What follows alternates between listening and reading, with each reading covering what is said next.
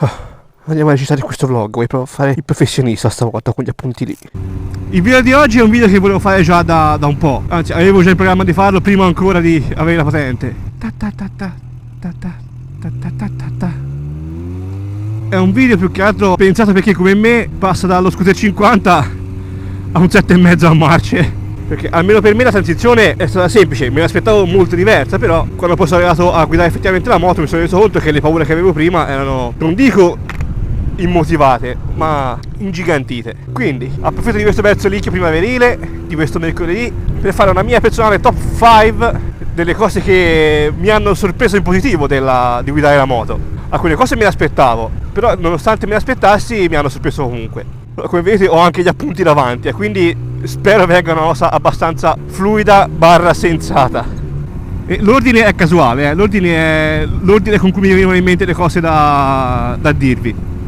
Quindi cominciamo. Prima cosa che mi ha sorpreso in positivo nel passaggio fra scooter a moto: quanto fosse facile gestire la potenza. Ora, per chi non ha mai guidato uno scooter 50, ma non credo sia, anche chi c'ha la moto 50 almeno una volta lo scooter l'aveva guidato, penso. Guidando uno scooter 50 ci si rende conto che il gas è un interruttore, per come è fatto il motorino, per tipo trasmissione. È un interruttore acceso e spento, non c'è modo di regolare il gas, perché anche se andando a metà gas il motorino non gira bene e comincia a andare piano, insomma non gira in modo fluido, quindi l'istinto viene da aprire e chiudere il gas come se fosse un interruttore. E la cosa mi preoccupava perché ho pensato, porca miseria, io ora ho sempre guidato uno scooterino 50 che anche a gas pieno e non va forte. Ora che arrivo a guidare la moto farò uguale e mi spappo da qualche parte. Invece mi sono reso conto che per il modo in cui funziona la moto, proprio perché il fatto che c'ha più di un cilindro, ora dipende dalla moto, io parlo di questa che ha 4 cilindri in linea, per il modo in cui è fatta la moto, per la configurazione diversa, mi sono reso conto di quanto, nonostante avessi 700 cc in più, sapessi perfettamente gestire la potenza. Anzi, con la moto vado anche più piano, perché lo scooter, di nuovo, perché è un interruttore, o vai o non vai. Invece la moto basta mettere tipo in centro,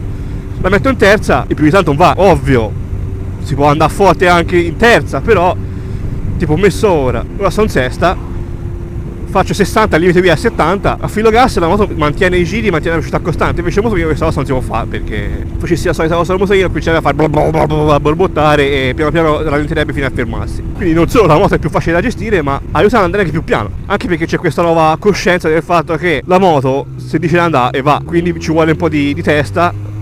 Maserati, ci vuole un po' di testa per guidarla, quindi se c'è neanche un interruttore in testa e ti dice oh guarda che questa fa 216 metri, sì che sarà bene tutti di un'armata. Cosa giù, è fuoco o è un bosco che brucia? Io spero sia un contadino,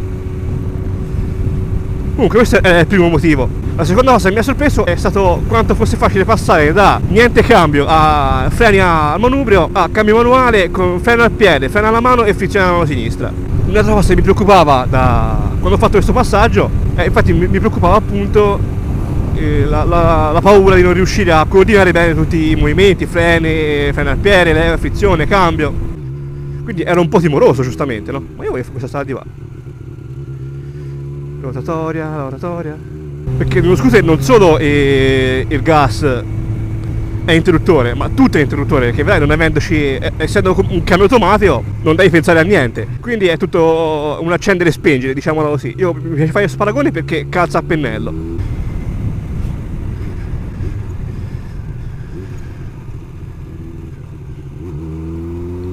Da sta furia, potrei aspettare un attimino. Invece quando sono montato sulla moto, dopo averci fatto i primi 100 metri, mi sono reso conto di quanto fosse già più naturale comandare tutto. Anche perché venendo dalla macchina, alla macchina il freno è già sotto il piede destro, quindi meno male qualcosa di simile c'è. Anche cambiare marcia, venendo dalla macchina mi rendo conto che quando arrivo a un certo punto devo pigiare la frizione, mettere la marcia e andare.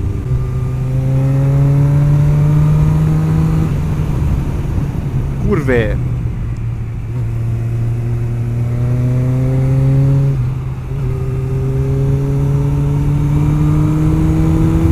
Un attimo, faccio questo pezzo qui e poi riprendo il discorso.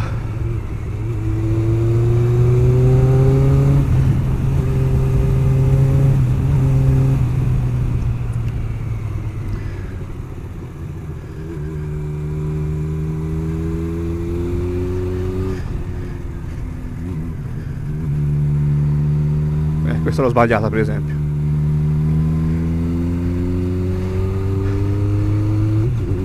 non mi ricordo più il video che ci ho fatto qui, che mi riusciva ad andarci una sega, invece ora me la cavo già meglio.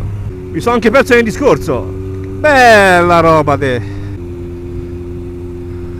Credo di essere rimasto al fatto che venendo dalla macchina il freno sotto il piede e il momento in cui cambiare marcia mi venisse più naturale. Poi contando che non fossi proprio digiuno di moto, un po' un'idea ce l'avevo. Però un conto è guidare la moto nel campo di un amico che se sbagli non c'è nessuno che rompe coglioni, e un conto è guidare per la strada, che c'è anche altra gente che se fa un errore puoi anche rischiare. Però ecco, io il primo video che ho fatto in strada è il video in cui sono andato a fare la revisione alla moto, che non c'erano curve, non c'era niente, però guidavo per la strada e in un attimo mi sono reso conto di quanto le mie paure di non sapere controllare la moto fossero ingigantite. Ma passiamo oltre. Al terzo posto ci sono i consumi ridotti. Perché dico questo? Perché prima facevo il paragone macchina, scooter, moto, e mi viene a pensare che lo scooter consuma poco perché è cinquantino e già il motore è piccolo, poi è leggerissimo, quindi non c'è tanto peso da spostare, quindi consumerà poco. E infatti il serbatoio ci va 5-6 euro di benzina per farlo pieno, a seconda del motorino. Runner fa anche 10 euro non pieno, cioè un pieno fa 10 euro, insomma sì. E la macchina ho pensato che sì, vabbè, è pesante e tutto, però per come è organizzata, diciamo sì, non essendo una macchina da corsa ma essendo un mezzo di trasporto. Qui cosa succede?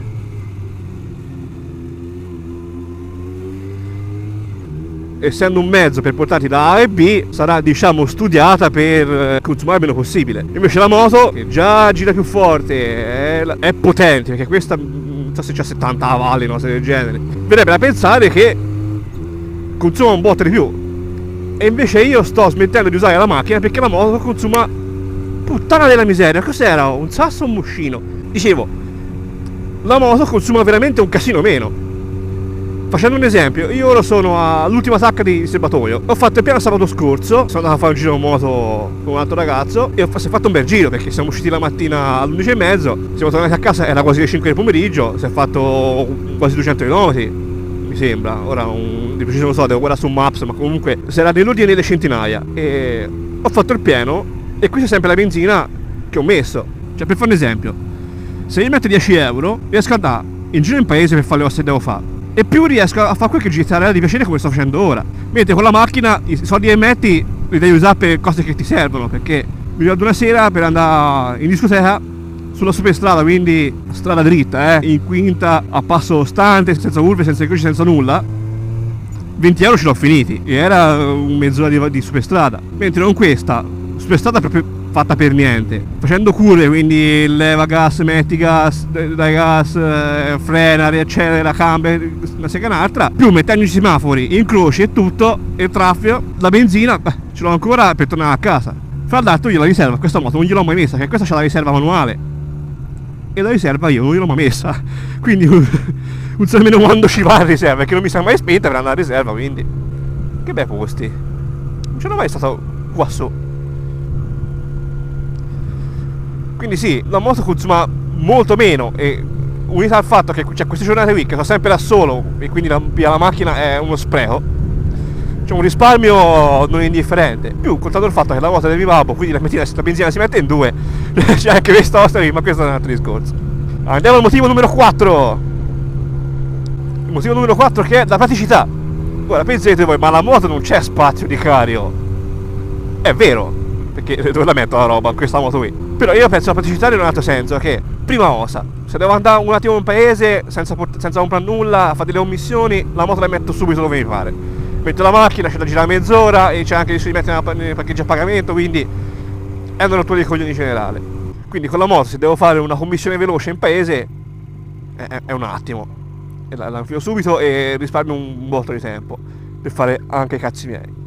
Quindi ecco il motorino è piccolino, lo metti dove ti pare, però questo c'ha il valore aggiunto di poter andare sulla superstrada, che per andare sulla superstrada bisogna essere almeno 150 di cilindrata. Il motorino essendo 50 sulla superstrada non ci va, quindi se io devo andare per il caso un attimo a Rosignano, che montando sulla variante sono 5 minuti, il motorino devo fare un quarto d'ora, andando non sempre a gas piano perché sennò si squaglia il motore, considerando poi che il motorino, almeno il mio, consuma un bel po', mi basta anche più di benzina, invece questa basta un niente per arrivare anche proprio lontano, tornare a casa e avere spesso pochissimo di benzina e di tempo. Più basta uno zaino e già qualcosa si può portare. Poi ci sono le borse laterali e si può portare un botto di roba. Poi c'è quegli OGS che mettono le valigie di ferro e lì ci metti anche un figliolo.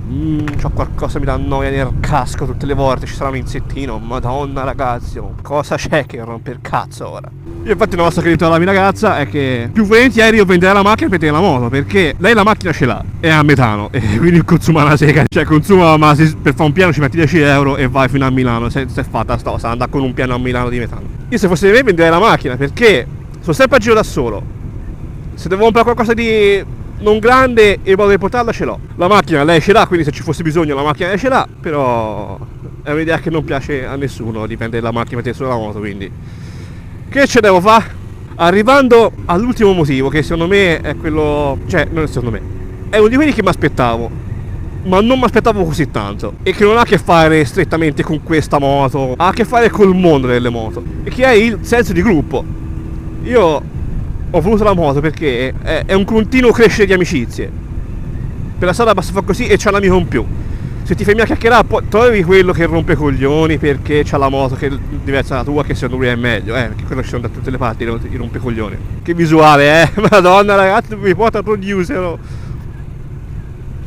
Comunque, sì, ci sarà sempre quello che ti snobberà per la moto che guidi, però troverai sempre quello che ti dà un consiglio, che ti dà una mano se c'è un problema, che ti suggerisce qualche strada. Troverai sempre quello che ti racconterà una storia divertente successa in moto, che può succedere anche a te. Ci sarà sempre qualcuno che avrà qualcosa in comune con te, nonostante la moto che guidi. E quindi io ho voluto prendere la moto anche per questo senso di gruppo, però non mi aspettavo che fosse così, diciamo, intenso, come si può definire. Perché per fare un esempio scemo, quando ho fatto le domenica passate un giro di piacere per andare verso la Stioncello, proprio per un quarto d'ora, proprio per uscire di casa, vedere tanta gente in moto avanti e indietro ti dava quel senso di siamo tutti nella solita situazione, ci stiamo tutti divertendo alla solita maniera, stiamo tutti condividendo una passione, stiamo tutti confezionando dei piccoli bei ricordi nella solita maniera. Salve vecchietti, buonasera. E per me questo va al di sopra di tutto, al di sopra della cilindrata, del tipo di moto, dalla provenienza, da tutto. È un motore con una ruota davanti e una ruota di dietro, è quello che ci basta di avere in comune per chiamarsi tutti fratelli. Ora voglio fare una cosa che sembra quasi un prete, però è così. Quindi ho finito i miei motivi, spero che questo video vi sia piaciuto o almeno che vi sia interessante. Iscrivetevi, condividete, mettete like, insomma partecipate, perché facendo così mi darete la possibilità di fare altri video come questi, magari di farvi vedere un paesaggio come questo qui. Guarda, questo qui magari no perché ho tutti i problemi davanti, ma comunque così facendo mi date la possibilità di andare di nuovo a giro, farvi vedere nuovi posti, nuove persone e parlare di nuove cose. Quindi da road user è tutto, da questa strada curvata che vi farò in solitaria. Ci vediamo al prossimo video, ciao!